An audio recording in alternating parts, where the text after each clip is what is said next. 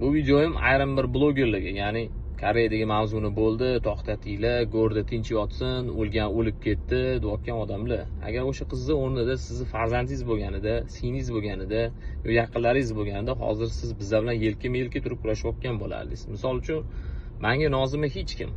Shunchaki u O'zbekiston fuqarosi, u o'zbek qiz, musulmon qiz. Bo'ldi, men shu narsani bilaman. Endi go'rda tinch yotsin deyapsizlar, ayrimlar. Go'rda shu tinch yotishi uchun ham uni qotillarini topish kerak. U просто tak o'lib qolgani yo'q, uni o'ldirishdi. Sal kengroq fikrlaylar. Mana shu tor fikrlaydigan insonlar mana shunaqa deydi. Bo'ldi, o'lgan o'lib ketdi. Yo'q, unaqada nima? U qotillik bilan o'lib ketgan bo'lsa bo'ldi, unga hech kim chora ko'rish kerak emasmi? Indash kerak emasmi? Ko'z yumish kerakmi? Shuni o'rnida sizlarning agar yaqin insoninglar bo'lganda, sizlar hozir bunaqa gap gapirmayotgan bo'lardinglar. Xullas, bunaqa kalta fikrlamanglar. Koreyada o'zini osib o'ldirgan qiz yoxud uni urib o'ldirgan qiz Nozim haqida o'z shaxsiy fikrimni aytmoqchiman. Men uni kimdir o'ldirdimi yoki u o'zini o'ldirdimi buni bilmadim. Lekin men shaxsiy fikrimni keltirilgan dalillar, suratlar, videolardan kelib chiqib aytmoqchiman.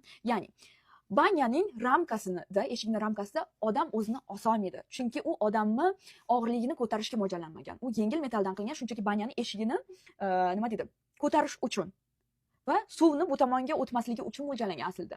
Lekin u o'zini osibdi o'shda, lekin eshik umuman bukilmagan yoki u sinmagan. Hech qayerga hech narsa emas, og'ir bir inson chiqyapti. 50 kilodan oshiq bitta inson chiqyapti. Keyin mana bu yonidagi stol umuman mos tushmaydi.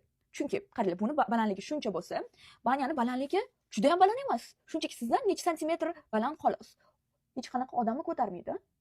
Ikkinchidan, u o'layotgan odam o'z jonini saqlab qolishi o'rniga kimgadir telefon qilishi bu nereal holat. Chunki siz o'lyapsiz, joningiz shirinligidan saqlanib qolishni xohlaysiz. Agar yerda yotgan bo'lsangiz bilmadim, lekin tepada osilib yotgan bo'lsangiz, naborot qo'lingizni telefon o'shagandan ko'ra qo'lingiz tepaga qilib o'shash yaxshiroq bo'ladi. Tushunyapsizmi? Oyoq bilan u tepaga chiqa oladi. Va agar u osilib turgan bo'lsa, nimaga banyani ramkalari umuman egilmagan yoki sinmagan? Chunki osilsa u ko'tara olmaydi odamni. Nereal narsa. Men Koreyada yashagan inson sifatida nimaga milsalar aralashmayapti bu temaga? Nimaga bu oddiy xalqqa qolib ketyapti? Kinolarda ko'ramiz, misol uchun o'zim o'sha sharoitni bilib gapiryapman. Nima uchun milsa umuman aralashmayapti? Shuni bo'lmayapti. Nima bo'lishidan qat'iy nazar men haqiqatni bilishni xohlayman. Chunki bitta Guldek qizi umri tugadi. O'shuning uchun haqiqatni bilishni xohlayman.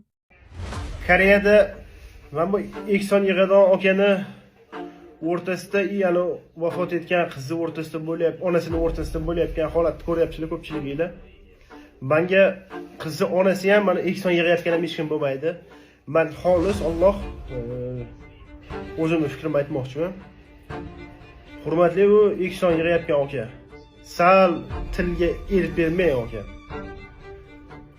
Chunki siz ayol kishi bilan gaplashyapsiz. Ayollarni hurmat qilishni o'rganing birinchi o'rinda. Mayli.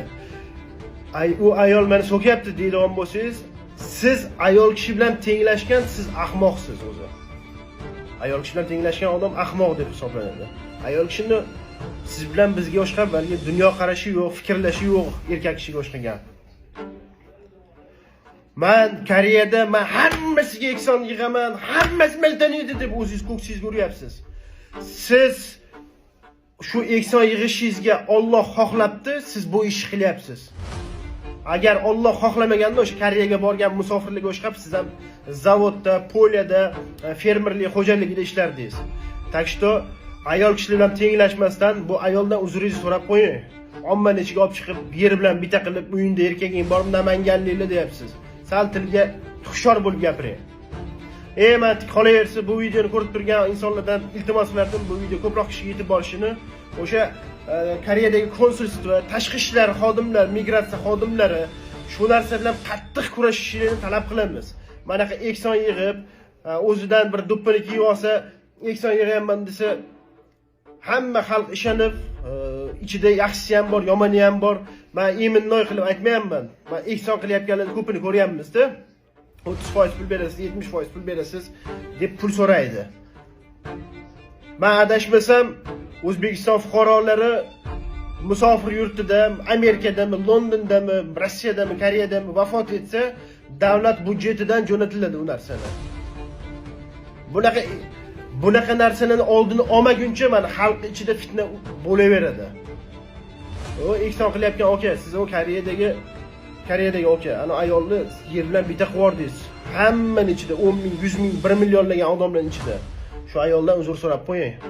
Baribir siz ham onangiz bor. Nima bo'lganda ham onada, nima deyotgan bo'lsa ham ona, farzandi o'ldi. Tasavvur qiling, tirnog'imda ko'chirib olgandan battar og'rig'i bu ayolda. Bu narsalarga ertaga o'zingiz boshingizga tushib olish bor, boshqa bor. Shuning uchun bir-birimizga mehribon bo'lganimiz yaxshi. Agar siz to'g'ri bo'lsangiz, opravdatsiya qilish kerak yo'q, yoningizga 20 ta odam yig'ib olib. Alloh bilsin, bo'ldi, tamom. U narsani opravdatsiya qilib chiqyapsiz-ku. O'lgan o'lib ketdi, Alloh rahmat etgan bo'lsin. Alo, Shahyora, qandaysiz, yaxshimisiz? Ha, yaxshimisiz? O'zimni qo'yarga joy topolmayapman, bilasizmi?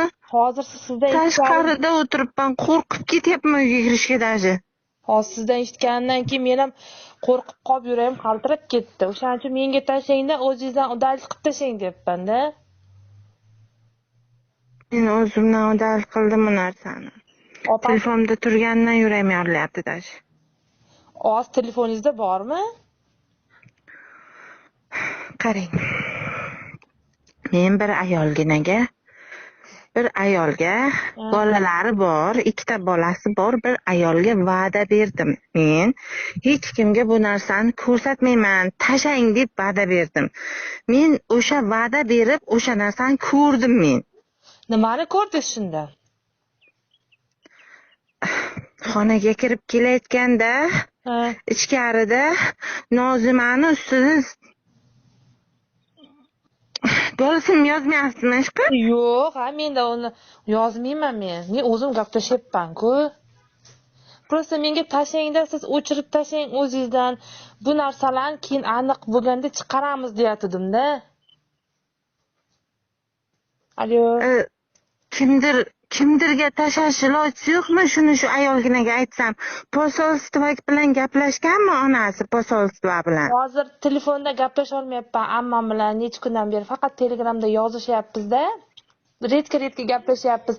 Hozir o'shanga siz agar tashlab beraman siz men telefon qilib aniq so'rayman, posolstvo bilan gaplashganmisiz?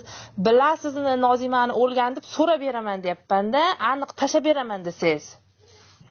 Lekin ish ochilgan, Koreyadan ham, O'zbekistondan ham advokat olingan.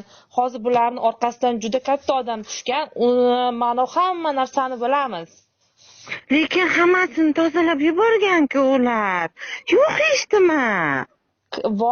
Boradi opasi 3-4 kundan keyin xudo xolasa. Faqat arzimagan gaplar qolgan-ku.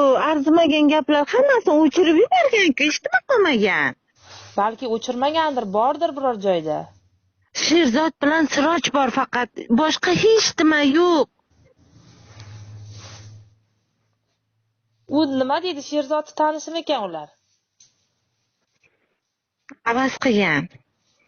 Nima uchun qilgan ekan shunda? Bilmayman.